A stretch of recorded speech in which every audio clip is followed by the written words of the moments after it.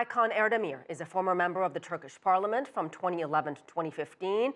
He's currently a senior fellow at the Foundation for Defense of Democracies. I spoke to him about why Jim Mattis's resignation has caused shockwaves around the world. I think the shockwaves have to do with who Mattis is. He's Defense Secretary. He's Defense Secretary, but he's not only a statesman.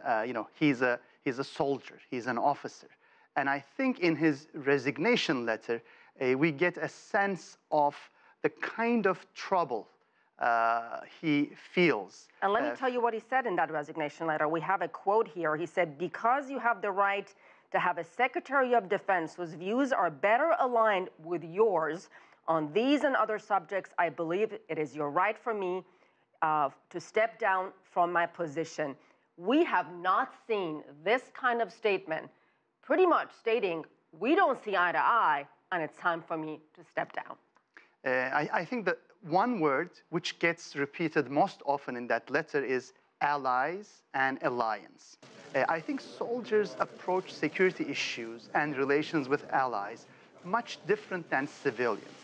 Because when you put your life on the line with your allies in the field, whether it's fight against the Islamic State, whether it's fight against other extremist groups, I think, build a longer lasting bond. You feel a greater responsibility for their well-being and for their future.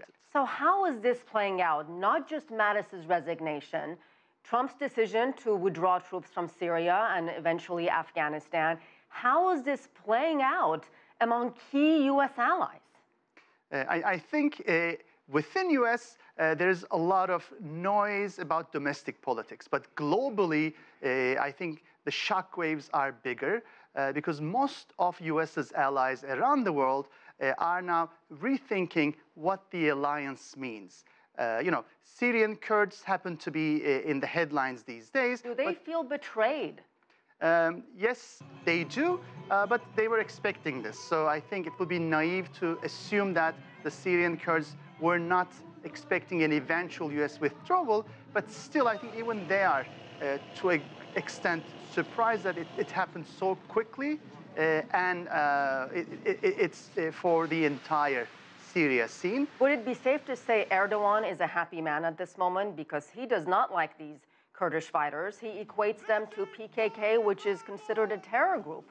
Erdogan is both happy and worried. There is great reporting today again, which shows that Erdogan was shocked during the phone call that Trump accepted his opening bid, because Erdogan did not actually want U.S. to withdraw all at once and from all areas. Erdogan was just hoping that through a gradual U.S. withdrawal, Turkey and its Arab proxies could take control of some of the territory to the east of Euphrates, but certainly Erdogan didn't ask for an immediate vacuum in Syria because he knows that now that vacuum could be filled by the Islamic State, by Iran, by Russia, by Assad.